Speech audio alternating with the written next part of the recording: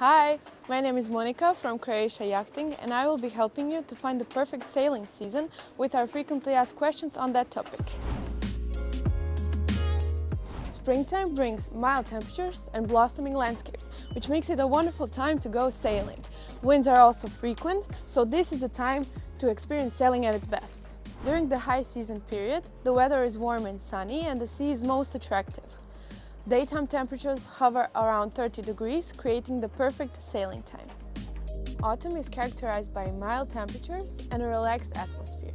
During this time, the sea retains its pleasant warmth, and although it may occasionally rain, it's still a great time to discover the coast without the big crowds that are typical for high season. It depends on your preferences, but generally, if you're interested in water-based pursuits, you should definitely schedule a visit to Croatia in the summer season, somewhere between June and September. The weather then is very warm and sunny, with temperatures ranging from comfortable to very hot, especially in July and August. Well, that's it for today. Follow us for more tips and tricks.